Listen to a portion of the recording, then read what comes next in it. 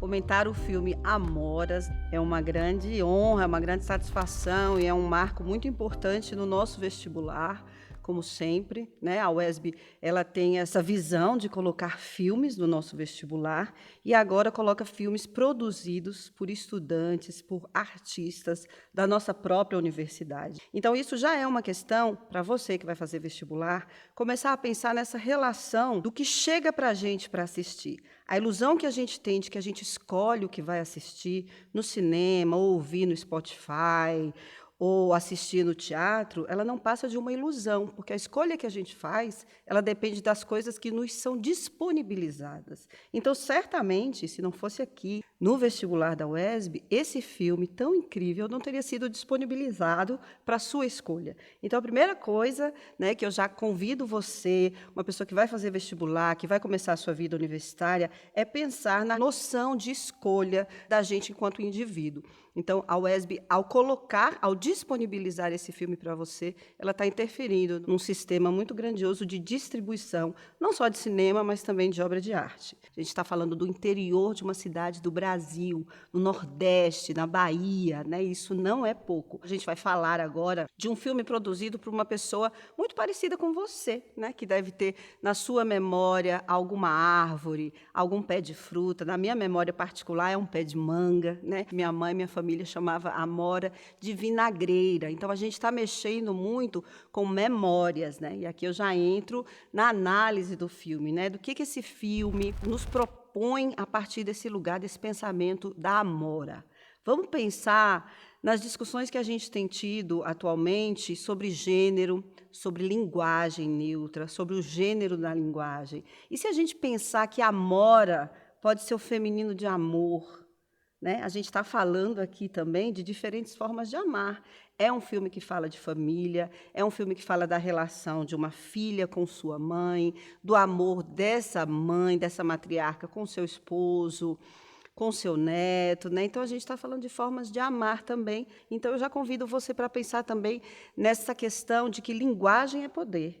Então, amoras enquanto feminino de amor, que é um termo que não existe, é uma provocação para a gente pensar nisso, tá bom? É um filme que tem uma direção de arte incrível, é um filme que tem um tempo muito interessante, né? E o tempo não é só o tempo que as pessoas falam, ou o tempo que passa em silêncio. É o tempo das imagens, né? A gente está falando aqui de contemplação.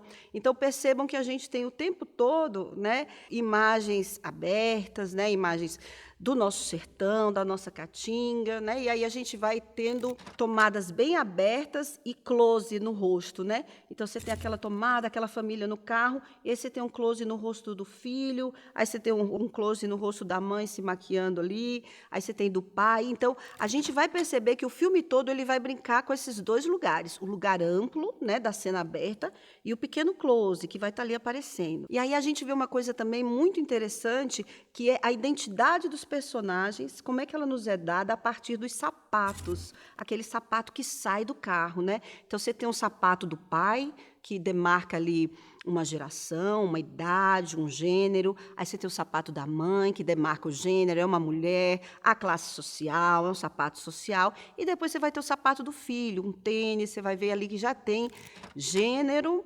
gerações e classes sociais, que é uma coisa que vai estar posta no filme. Um bom filme, geralmente, ele apresenta, no seu início, um resumo do que vai estar no filme, né? E essa abertura é o que a gente chama de abertura, cenas de abertura, ela faz esse grande resumo, né? A gente tem ali diferentes gêneros, a gente tem ali diferentes classes sociais e diferentes gerações, né? E essa coisa do amplo com o recortado, isso vai aparecer depois nos quadrinhos. A gente vai ver que essa coisa do recorte, do quadradinho, vai aparecer porque a gente vai ter a força, a presença muito forte da história em quadrinhos, né? E eu acho que não tem como analisar esse filme também sem passar pelo tema da fé, né? Da crença, não exclusivamente de fé religiosa, também, que é a fé da avó, né? Então, a avó reza o terço, a avó lê a Bíblia. Mas a gente está falando também da crença num mito ou numa fantasia. Então, da mesma forma que a avó ela acredita na Bíblia e ela faz uso do terço para exercitar a sua fé, o neto faz uso da leitura do gibi, daquela história de um super-herói e do seu boneco, né? Isso é muito importante que, no início, o filme mostra a distinção entre essas duas coisas, que depois vai fazer uma rima visual lá na frente com o encontro dessas duas coisas, né? E a gente tem, entre esses dois lugares da fantasia, a gente vai ter também uma coisa muito interessante. Às vezes a gente fala assim, nossa, talvez nem a pessoa que colocou tinha consciência disso, porque o que importa numa obra de arte, gente, não é só e não é sobretudo o que a artista colocou ali, mas o que a gente consegue enxergar. Para mim, é muito evidente essa questão da crença, não só da fé, mas da crença. A avó crê na religiosidade e o menino crê nas suas fantasias. Mas a gente tem um elemento muito forte ali da ciência, que é a bombinha da asma, né? Então, a gente tem fé, fantasia e a ciência. E aí, mais ou menos lá na metade do filme, é que a Amora aparece nesses dois contextos, né? A Amora ela aparece concretamente como uma fruta no pé, quando ele espia pela janela, e aparece simbolicamente na história em quadrinho como o espinafre do Popeye, né? Eu acho muito legal que ela atualiza isso para a nossa vinagreira, né? Então, a gente vai vendo essa afeição, essa relação entre o neto e a avó, né? Não é só da avó para o neto, mas é muito bonito também a relação do neto com a avó. Percebam que esse é um filme que, apesar de ter ali por volta de 10 anos, né, é um filme onde não tem celular, né? Aquela criança, ela está no imaginário ali com um boneco e a mãe fala, larga esse negócio, você só pensa nisso. Imagina se fosse um celular, né? Vou te contar, viu?